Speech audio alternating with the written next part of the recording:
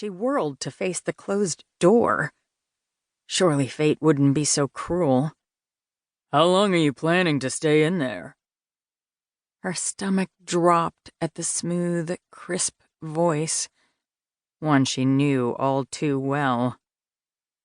Glancing around the broom closet, she grabbed a few loose bottles of the complimentary shampoo and rolled back her shoulders. He was not going to intimidate her. Not this time. Prepared for battle, she opened the door. Hey, Caitlyn, couldn't Brooks' corpse spring for a better room? Damien asked. As always, the sight of him caused her breath to hitch. Did he have to be so inconveniently attractive? Towering over her own modest 5 feet 6 inches, he looked down at her with gray eyes that sparkled with amusement. At her expense, of course.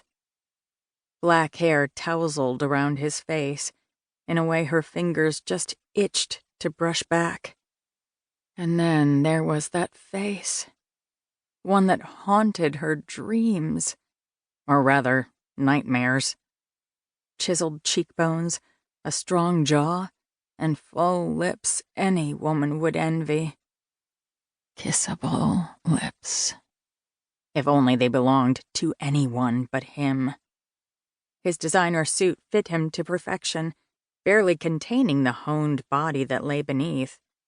It was just doubly unfair that he could look like he stepped out of some girl's fantasy, while she made it to the gym twice a month if she was lucky. I've got a company to run. She ignored the fact that he did too.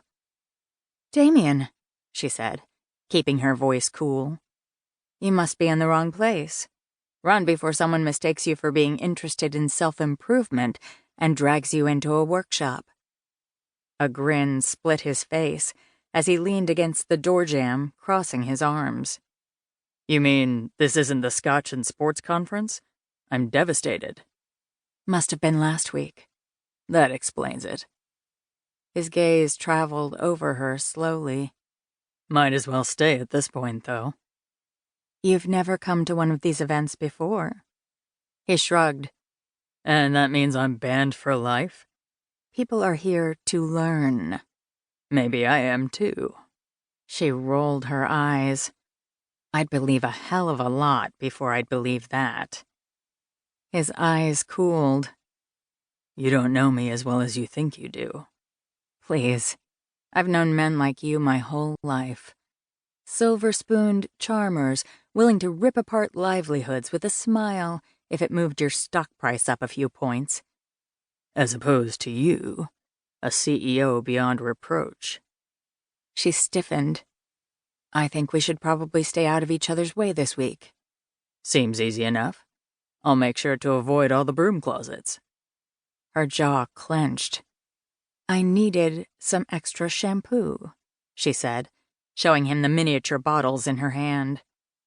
A touch of warmth returned to his gaze as he glanced at her proof.